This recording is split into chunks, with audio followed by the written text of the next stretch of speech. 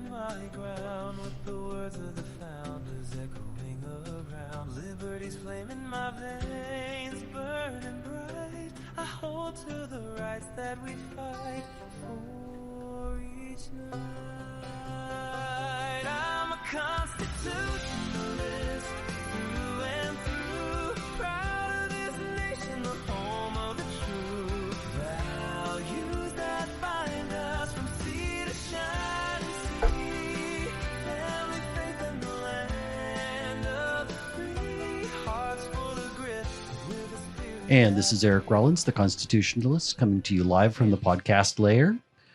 Today, I'm joined by somebody that I believe takes bold stands, and we need more people to take bold stands. She lives right here in this little community of Clovis. I am proud to introduce Mayor Pro Tem. So she's on our city council, Diane Pearce. Welcome. Thank you so much for having me, Eric. It's good to be back with you. This is a crazy world. Yes, it is. Things are so polarized. Luckily, Clovis is mostly calm. Yes. But there is some polarization on our council. But you're looking at taking a bigger step. Right. And you made a real commitment with that. You didn't go, well, I'm going to hold on to my seat, but run for something else. You went, This is the new vision. This is the new plan. What is it you're running for? Yeah, so I am up for re-election to my seat on the Clovis City Council. That would be this November. But an opportunity presented itself, which will be a special election early next year, likely February or March, for a seat on the Fresno County Board of Supervisors for District 5, which is the supermajority of Clovis, plus our foothill and mountain communities up 168 and 180. Current Supervisor Nathan Magzig got over 60% of the vote in the primary for his state Senate race. So come November, he will ultimately be elected to our state Senate and will then be vacating his seat on the Board of Supervisors. And so I had to make the decision. Kind of conventional political wisdom is you still run for re-election to the council, and then you just turn right around and run in a special election for the Board of Supervisors. But I didn't really feel like that was something I wanted to ask the people of Clovis to do, to re-elect me to the council, only for me to turn right around and run for the board. Well, that seems fair. It really bothers me when politicians hold a position and run for a position. I much prefer they let it go. Right. And I'm glad the timing worked out on this one. Largely because I don't want people that are professional politicians. I want people that are there, that are servants of the people. Yeah. Someone called me a politician one time and I was like more than mildly offended. I'm like, what? No, I'm not. But I guess technically, but I don't see myself that way. I really do see myself. And, from all the different organizations and that we're in together, that's really where I still feel most comfortable, is kind of as a grassroots person who just has a different platform from which to talk about our issues and promote our principles and fight for our values. So that's still who I am. It's just I have the opportunity to have a different platform from which to do it. Well, I know you don't hesitate to take a bold stand. We could pick from several. My favorite one just came up recently, where you're standing against the insanity of having pretend girls. Right. Because I'm not going to call them girls, pretend girls compete against actual girls. Right. At the state championships at a junior level. Right. In other words, minors. Right. Yeah. So here in California, despite the efforts of the Trump administration and, other states and organizations following President Trump's executive order, getting boys or males out of female sports, we saw at the collegiate level, the NC2A has followed that directive. And even the International Olympic Committee has, stated that, we got it. Only girls in the girls stuff. Here in California, our high school athletics, governed by the California Interscholastic Federation, has not done that and is still allowing boys to compete against our girls in their sports and divisions here in California. And so Clovis is fortunate to have incredible athletic facilities at our high schools. And so we are fortunate enough to be able to host the CIF state championships for track and field here in Clovis. But that meant that when it became apparent that there was going to be a boy running against the girls here in Clovis at these state championships, I couldn't be silent about that. I had students, I had parents, I had teachers, I had coaches coming to me and wanting to know what what we could do, how we could let the girls know that we support them and the incredible effort. I mean, the sacrifice that these athletes make throughout their childhoods to reach that level of accomplishment, only to have it stolen by a cheating boy. And again, and one thing I've been very careful with as I've talked about this is it's really not about the kids. This is about the adults who continue to fail them at every level.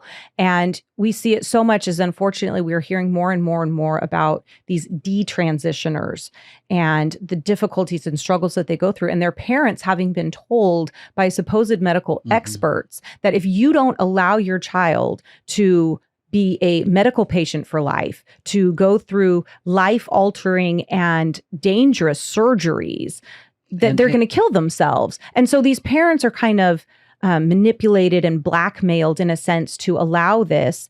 And then we have our legislators in Sacramento. We have our appointed people to organizations like the CIF who, again, just fail our kids and say, we're going to go along with this insanity, this, farce that everybody knows is not fair, is not right. I mean, I'm sure you've talked about it many times. Even Gavin Newsom is on record saying that boys competing against girls is deeply unfair. So everybody gets it. But the adults refuse to do the right thing and protect our girls in their sports and spaces, respect their accomplishments and the hard work that they've put in. And so I stood up. Well, you did a couple things. I did.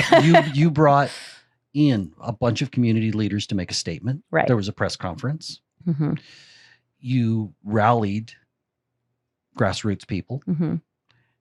And that message went all the way up to the president of the United States. It did. I knew, obviously, like I said, the Trump administration was really working hard to offer that respect and protection for girls in their sports and spaces. They'd done an executive order that a lot of people had followed through with.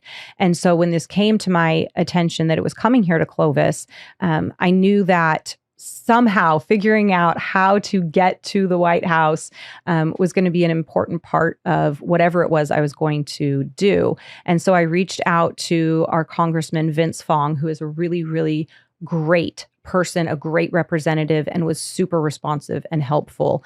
Immediately took my call and got me in touch through his office and his staff with their contacts at the White House. And so I did have conversations, just kind of what's going to be the best thing that I could do here to highlight, spotlight, raise awareness to what's going on that would be helpful to what the Trump administration and the White House is trying to do. Because I think one thing I always want to do, regardless of what the issue is not just be reactive and that, but to really think things through and make sure that what I do is being done in a way that is going to have maximum of positive effect and actually make an impact, not just, something grandstanding or anything like that, because ultimately none of these issues are about me. I have been granted the honor of having an elected position, and I believe that God allowed me to be here to do these things, and I'm trying to do my best to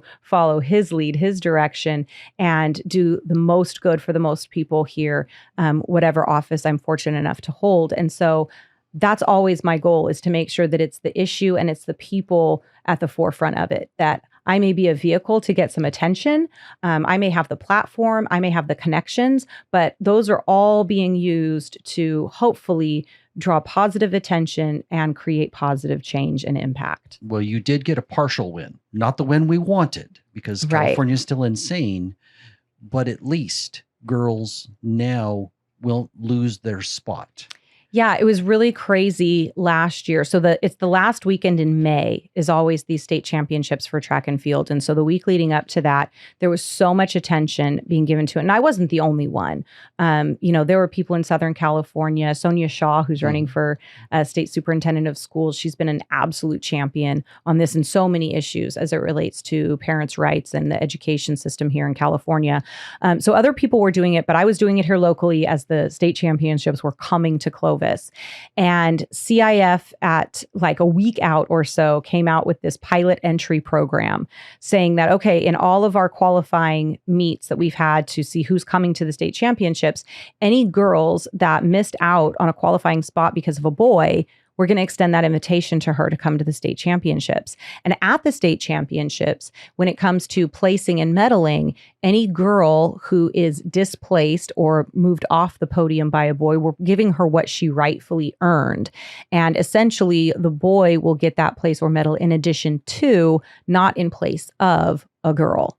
So like you say, kind of a win at that point, but fast forward to this year and nobody knew what they were doing with that. So all through the regular season of these track meets, these girls are competing. They're being displaced, by boys. And if they lose their place, often that means they lose things like scholarships they to absolutely college. can. And I mean, it isn't even just these girls who are competing. There are girls who look at the field of competition, look at the unfairness, look at the bullying that is being done to girls who speak out and express their discomfort with being in a locker room with a boy, with having to compete against a boy, knowing that they're starting behind because of these policies, who don't even go out for the team the next year. The Party of Women's Rights, is what they claim their mantle is, meaning the Democrats, have decided that real women don't exist. I know. I mean, everybody wants to talk about, it's just, 10 transgender athletes, 10 boys across the country that want to compete against girls. Why is this a big deal? Because it isn't about the boys. It is in the sense that they too are being manipulated and are pawns in a very dangerous game. And they have the worst physical outcomes if they're actually being pushed through with these surgeries and, hormones and all of this kind of stuff. I mean, they could actually have their entire lives wrecked by what people are doing to them. So I have incredible sympathy for that side of it, but it isn't about the boys. This is about the hundreds and thousands of girls who have worked tirelessly through their entire childhood to reach a point where they could achieve a state championship, medal, or place. And again, potentially earn scholarships going on. And they're being discouraged at the outset. Yes. From even trying, from even bothering. And, there was one girl, and I don't remember her name, but I think she was a senior and she had options to go to college here in California. And she was like, no, I'm not doing that. This place does not respect me. They don't have my best interest at heart. And so she's going out of state for, track and field. I'm pretty sure it was track and field. But those are the types of things that people are ignoring in the entire conversation. And like I say, they want to focus on, it's just a couple of boys. Why are we making a deal out of this? And they refuse to acknowledge the damage that's being done to hundreds of girls throughout the entire season of track and field or any other sport that a boy is in. And it's just really unfortunate. Now, I brought this one up to illustrate how you've been willing to lead. You're not afraid to take on hard issues. Now, I don't see this as a terribly hard issue because it's 80-20. Even in the state of California. It's still 80-20. Yeah. Yet the 20% in California are who leads. So as supervisor, you're going to have to deal with the insanity that continually comes from Sacramento. Do you have a plan to deal with unfunded mandates? How do you get around that? I think it's good that you brought up the CIF State Track and Field Championships to kind of lead into this, because I think it does show the effectiveness that you can have just by raising a ruckus, just by highlighting it and not backing down. Because last year, we saw this pilot entry program. So we took a win on it. We didn't get the ultimate victory. It's kind of like we won a battle. We're still fighting the war. And so when it came back this year, we had to fight again just to get the pilot entry program at the state championship level. So we aren't done with the war. We're still fighting, but we are going to engage in every single battle. And the most important thing about that is who's going to back down first? Who's going to get tired of the fight first? It won't be me. I will wage every battle every single time for what is right. And the state, Sacramento, they're just going to have to deal with that. There are certain battles that are absolutely worth taking it to the mat. And there are certain things, and I'm not going to say this one is or this one isn't, because once you get to any kind of elected office and you're working with other elected officials on the same board, you want to establish relationships and kind of work through things. So I'm not going to say this one I'm throwing down on. But there are things that are worth taking to the courts. And we've seen different jurisdictions have success. I mean, we already mentioned Sonia Shaw, Chino Hills School District, where she's the president of the school board. They've sued the administration, and they've seen success on that when it comes to parental notification legislation in schools and policies. That's in front of the Supreme Court, and they got an initial ruling that stops California from ridiculous behavior. So it's just an encouragement for people and a reminder that if you have someone who is willing to go to battle, who is willing to fight for our principles and our values, there are positive things that can happen, even in the dumpster fire of the state of California. We can make a difference. And that's my commitment to the people is I will fight. I already have. I don't have to promise that I will. I already have, and I will absolutely continue to. Well, you know all the current supervisors, and, and while Brian Pacheco's district, is that 3? That's 1. That's 1. Okay. I can give you the area, but I don't get the numbers right. That one will obviously be somebody different. It will be either another Pacheco, most likely, or a city councilman from Fresno. But the other 3, you already know. Right. 2 of which pretty much are fairly solid, at least from a conservative perspective. So you already have a base to build from. When you're there, there's going to be some low-hanging fruit. Where could you go get a win to start off with? So I definitely have some things in mind that I want to pursue. Again, just because I want to make sure that I establish the relationships in that. I don't necessarily want to get out in front of anything. But just like the idea of pushing back, whether it is on transgenders in sports, there are wins that can be had if you are willing to go to battle. You can see, if you look at what the county board has been doing of late, there's been tremendous conservative success in pushing back against the LGBTQ, however many other letters they want to put after that, agenda when it comes to particularly our libraries and the type of materials that they want to put in front of our children in the libraries. And I want to point out, it doesn't even matter whether they're LGBTQ. I looked in the Clovis library and found books that were maybe shoulder height for me. I'm not a tremendously tall guy. And they were completely inappropriate for any young kid. And I don't care whether it's gay or straight. Right. They were graphically explicit in the Clovis library. No, I mean, I brought that forward when parents came to me and showed me what was in the children's section of the Clovis library. We have a county library system. So at the city council level, I don't have control over it, but I do, again, have a platform. I have a voice, and I am the representative of people in Clovis. And so we took that up. We brought a light to it and let people know what was going on. And I went to the Board of Supervisors myself and said, hey, we need a county level response to this. We need to address this issue and deal with it.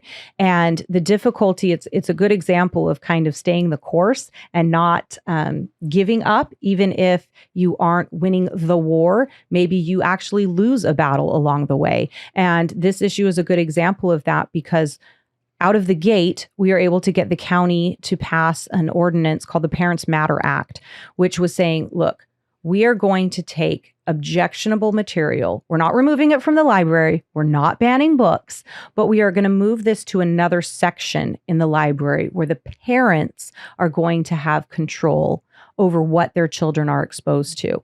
If they want this literally illustrated pornography in their 5-year-old's hand, sorry, kid. I mean, you're behind the 8 ball on that one, but the parent is going to be the one who makes that decision for their child. Well, they don't have to worry about their child wandering into the children's section and coming across graphic illustrations, inappropriate sexualized material, a book about how a 4-year-old named, Bobby is really a girl and everybody's figuring. I mean, we're talking about some of the most inappropriate stuff. And so we were just going to move that so parents controlled the access of the kids. Well, some people will argue, well, the children's section, there's somebody watching. That is not true. Right. I've spent significant time in libraries, not a whole lot in the last 10 years, but very significant time in libraries.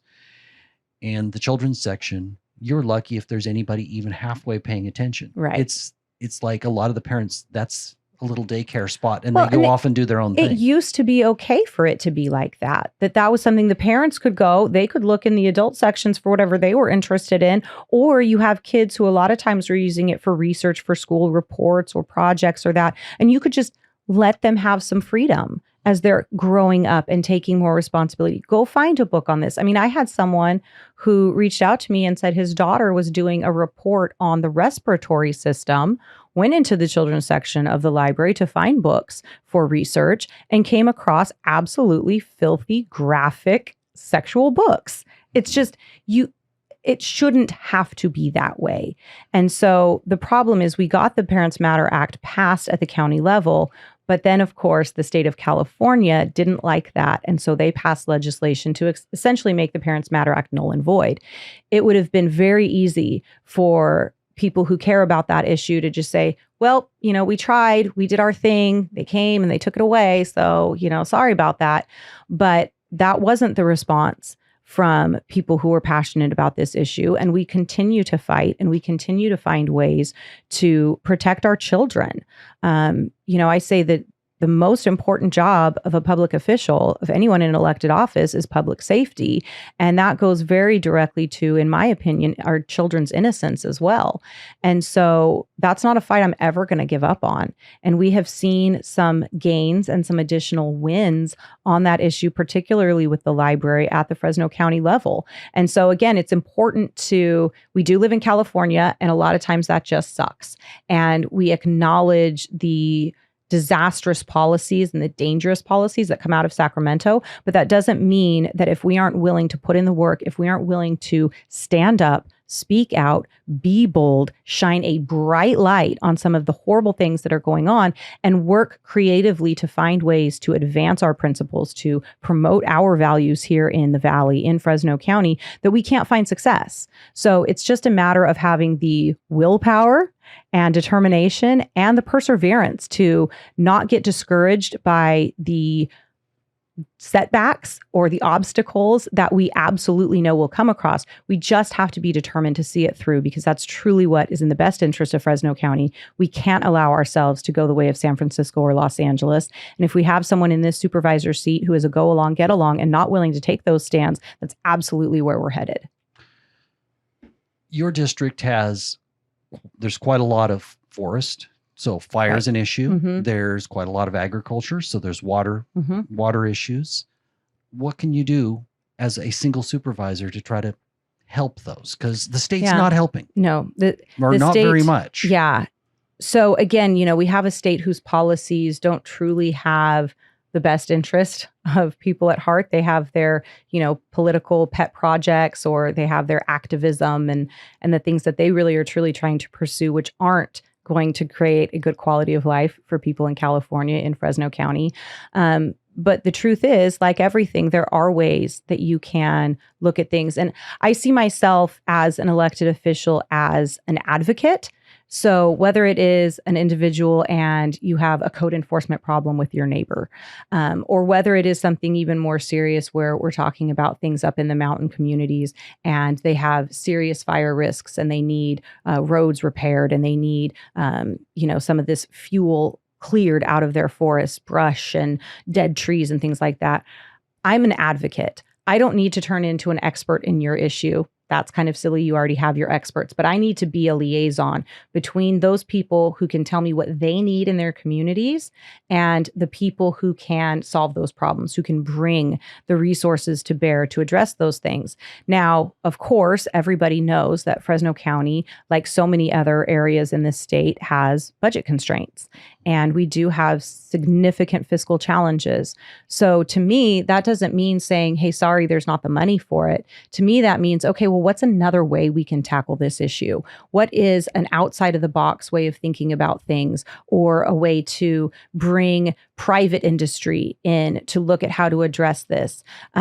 There's so many different opportunities out there. And my job is to, again, be an advocate for these issues, to be a liaison between those who are having the issues and those who can solve the issues, and to just use my relationships and my connections to, again, go outside the box and try to bring as many people to the table as possible to figure out a way to address things, whether it is a complete solution, whether it is a partial step toward something better.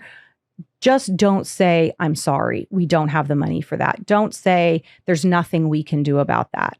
I don't think that that is an acceptable answer for people. I can acknowledge the difficulties. I can say, I know there isn't money in the budget for that right now, so let's see what we can do. I never want to just stop at, I'm sorry, there's nothing I can do, because there's always going to be something that you can do to address those things. And I'm meeting with the different organizations up in our mountain communities that are working very hard on wildfire prevention and mitigation and trying to alleviate some of the insurance issues that those people have up there because of the fire risk.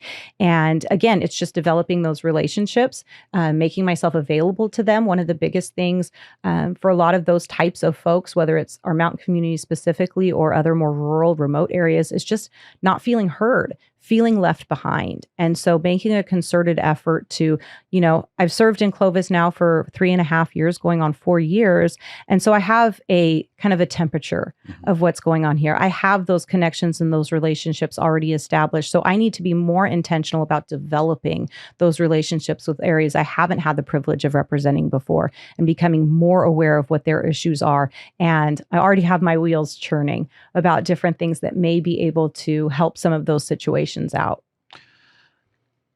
If we look at Fresno County, population of 1 million people, but we have almost double the unemployment rate.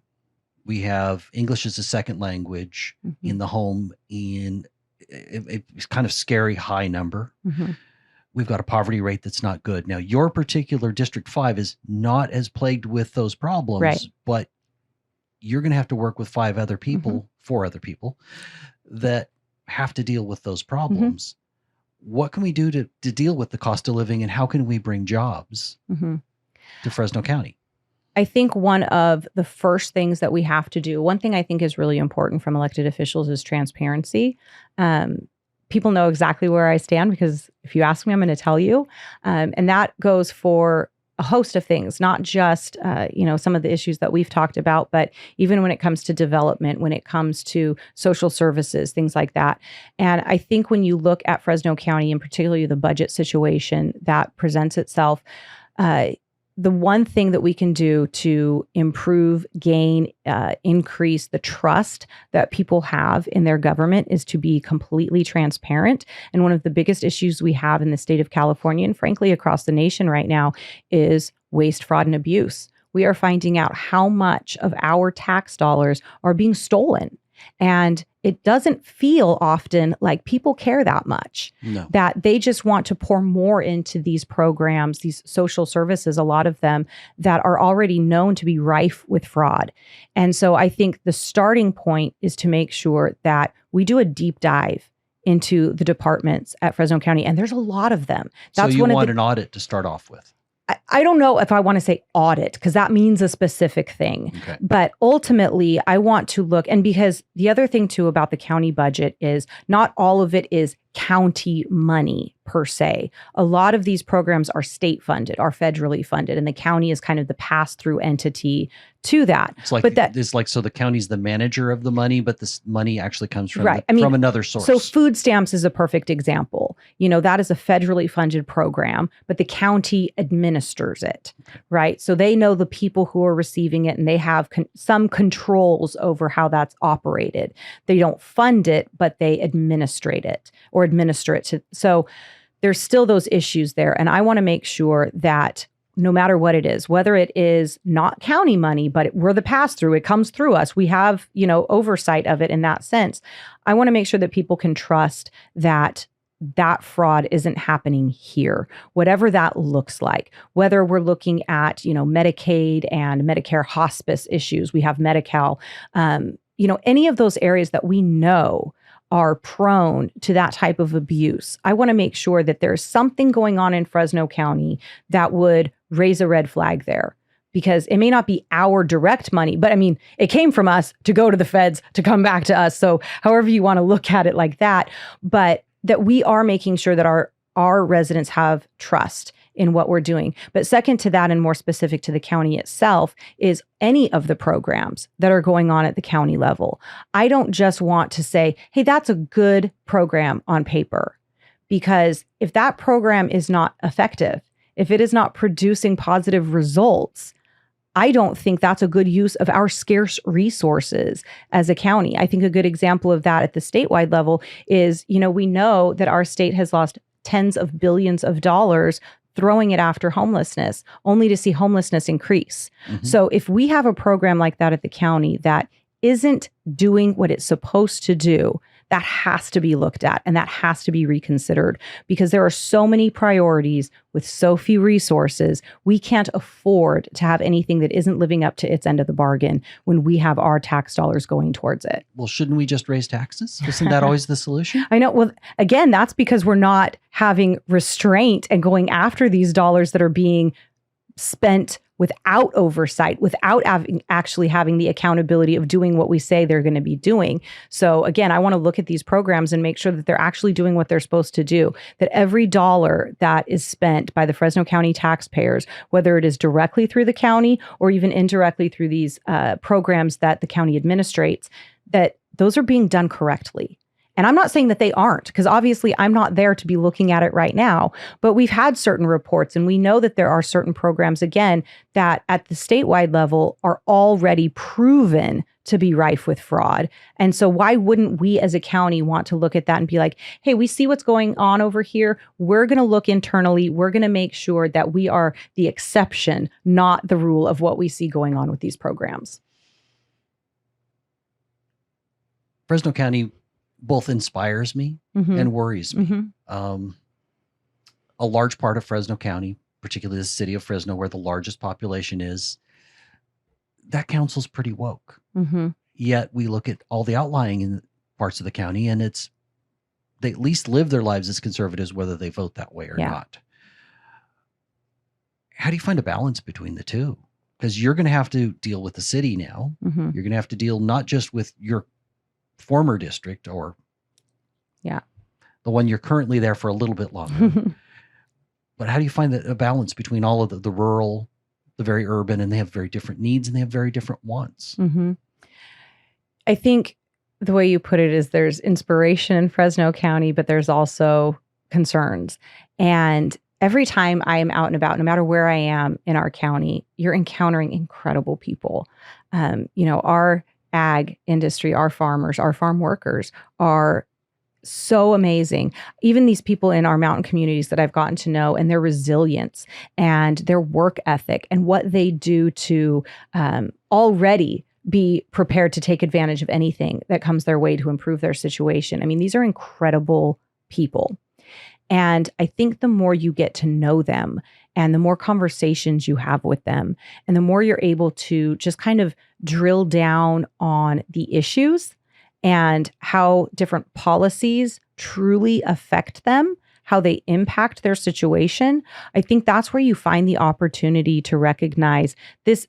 Ultimately, this isn't about red versus blue. This isn't about Republican, Democrat. It kind of is about conservative, liberal, just overall philosophies of government. But it's really about people and giving them the best possible opportunities. And most people, we have, unfortunately, in this state, really, really damaged that kind of personal responsibility, almost that entrepreneurial spirit, because we have made the California dream so inaccessible to the majority of people, particularly the generations coming up, that they almost have it beat into them that the only way they can achieve the California dream is to vote for the progressives who will give it to them. That they have made it so difficult for a person to earn that on their own. And so I think we have to really, again, have those conversations, help people understand the value of work, the value of earning something through your own blood, sweat, and tears, and start to build that back in a different way. And I think Fresno County and the Central Valley is really the perfect place to do that. Because again, when you look at the people who are here, that is who they are. That is their core.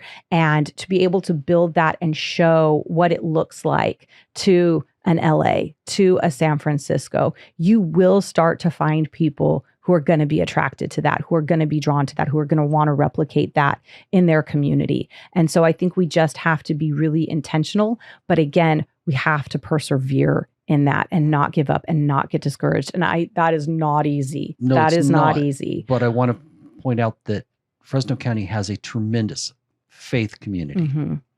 And I think that's a great inspiration for hope, because all things are possible. Absolutely. Absolutely. People ask me all the time, do you think this can happen? Is it really? And I was like, I believe in a big God. God, he can do whatever he wants. So I am remaining intentionally optimistic, and I will always pray for a miracle. But that does not forgive us from work. Correct. Those that think, oh, well, it's all in God's hands. Mm-hmm. Your contribution absolutely makes a difference. Absolutely. Your faith without good works, Mm-hmm. without trying to change your community, by trying to bring your values to everyday life Mm-hmm. and to government, I think makes a tremendous difference. And we've got a lot of people that are kind of afraid, like, oh no, there's this separation of church and state.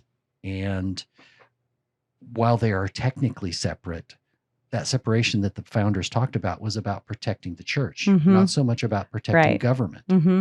So those that are in the faith community need to go out and make a difference. One way I like to think about it for myself, particularly like in a campaign, is everything's in God's hands, but ultimately it's the outcome that I trust God with.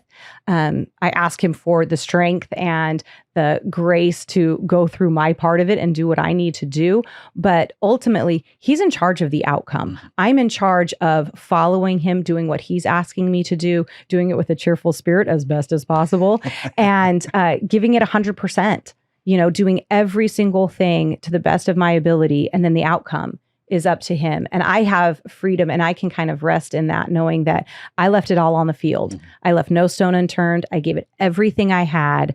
And then, okay, God, what are we doing next? Are we moving forward in this? Am I going to serve on the board of supervisors, or was this a learning experience for something else? And, so again, like you say, we still have to put in the work. We still have a job to do, but there is freedom in knowing that God is ultimately in control, and it all is really in his hands. And it's very scary to think about that when you think about California and even the current trajectory of how things may still go. But for so long as God has us in these places and in these positions, all we can do is trust him for the outcome and do everything every single day that he asks of us. Well, I would say that I fail miserably, and yet I'm day. always striving for better. Yep. Every day, but that's where grace and mercy, and let's try it again. Yep. We're starting to wrap down, so I don't want to forget for you to have an opportunity to give your social medias, where they can find out more about you, your website, things like that. Yeah. So I want to make sure we get that in. Thank you. So my website is dianepearce.com, and that is spelled DianePearce.com. You can find me on Facebook at facebook.com/Diane4 Supervisor. And I'm also on Instagram with that same handle. What is your favorite amendment? Oh, man, that's a tough one. So I think ultimately, we argue that the Second Amendment secures all the rest. But I think there is just such a beauty in the First Amendment, where it's freedom of speech, where it is freedom of religion, religious liberty. Those are so consequential. And particularly when you look at those two across the world and you see where those are not afforded to people, just in that day-to-day life, and everybody being who they are and being able to express themselves. I think that is the most beautiful part of what we have in our freedoms in America. They're under attack, and we have to continue to fight for them. But again, I think just when you see it in its as we celebrate America 250 and all of those things, the fact that we can speak our minds and the fact that we can worship as we choose, I don't know how you can beat that. Or not follow God's will. Yeah. But I think that comes down to the foundations of our Constitution come from a Christian faith. Right. And Christians have the idea of equal justice, Mhm. meaning the king, there were some failings along the way. Every religion's that way. But the king doesn't have any more rights or less Mhm. rights than the people. So Right. equal justice. And the idea that we have free will, which is, I think, under Christianity, which is the foundation that allows us to have freedom of speech. Mhm. Because if you have free will, you have free thought. Right. So I think we're blessed to live in this country, and people shouldn't forget that even if you're profoundly anti-Christian, you should be thankful that this is where you live. Right. And I think that's great too, because we've heard some people who are like, I'm not a Christian. I don't believe that. But I do kind of recognize that if you follow that, if you do that in your life, you're kind of doing pretty well. So they even recognize the benefits of kind of the tenets of Christianity and the type of life that it calls us to live. Again, as you mentioned, we fail every single day, but with that ideal, with that standard, and if we truly are striving for that with God's strength and through his grace, we just are better off by Mhm. pursuing that. You touched on this a little bit, but I want to go back to, we've got these two opposing groups. One wants more government, one Mhm. wants less government. Which side are you on? I'm a small government girl.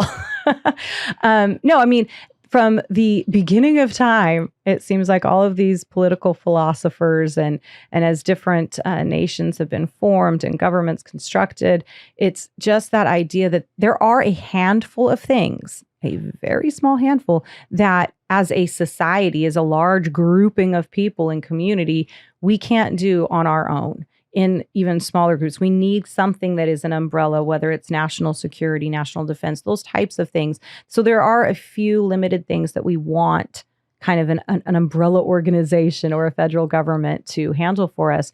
But the more you give up, the more you hand over, the less personal responsibility and the less individual freedom that you truly have.